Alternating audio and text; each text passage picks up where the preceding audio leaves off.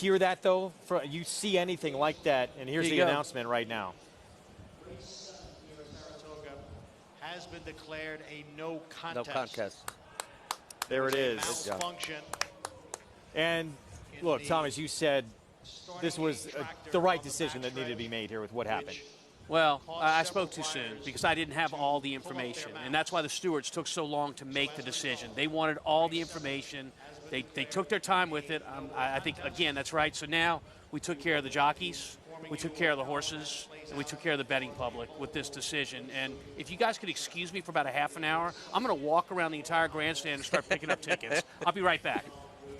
A lot of people probably did throw out those tickets they thought were losers. They're looking for them right now. So, rare instance. Some boos from the crowd, but in the end, this was the right decision for all involved. I don't think the fans exactly know why it was no contest. It wasn't explained like we're explaining it here right now. So it was the right decision in protecting the public and the horses and riders. And just to go back too, I mean, if you're a jockey in a race and you don't even hear anything, you see an outrider doing that. I don't. You kind of stop momentarily, like you want to figure out what's going on, don't you? I do more than stop for two strikes. I probably would have pulled up the same as Flavia and Pratt. And I don't know who the other jockeys were, the other three that pulled up, but I think they're already out of the picture. You know, we keep talking about the outriders the outriders that. It's important for everyone to know the outriders are the policemen of the racetrack. Exactly. They're the policemen of the racetrack in the mornings to make sure no one is, has a horse in trouble or anything like that. And they're the policemen of the races in the afternoon. So if the blue lights are flashing and you're told to pull over, you pull over. Here it comes. And you clearly see riders hearing the outrider shouting. You see how close he gets to them as well. Yeah, and the last place horse, he's actually waving him off to tell him we're done. So he stopped riding completely.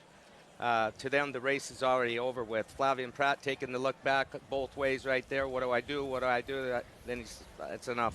You know, guys, if you really take a look at this, they all looked at the outrider, and then they all looked to see where the gate was. You could see the outrider put his hand up. Now watch him all peek to the left to go, okay, where? Is the gate gone or not? And it really is telling. They all looked to the right, saw the outrider, and then when the outrider raised his hand, they all looked to the left, and they were looking at that going 40 miles an hour. And, from that previous shot, and there you see them finally, great, to get that gate out of the way. Manny Franco on Born Dapper, he was right there with the horse in front on the lead, and he basically kind of took himself out of it. Wow, that looks like a NASCAR pit crew. Yep. They Great were job. quick. Great job to get it out of the way, get these riders and horses out of harm's way. Man,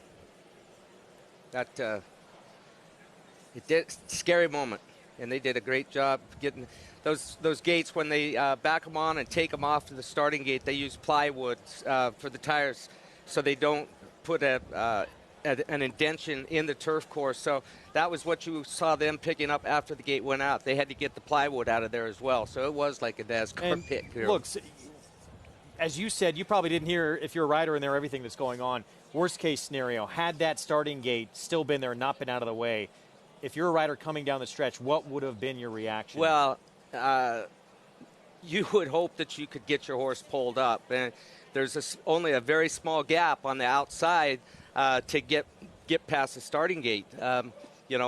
Like there's not a lot of room. There was not room for 10 horses to pass. So I wouldn't want to even predict what could have happened, but didn't. But just try and take care of each other. Oh yeah. At that point. Yep.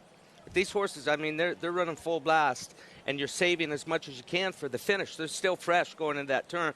At least the top 6 or 7 horses were full of horse going into that turn.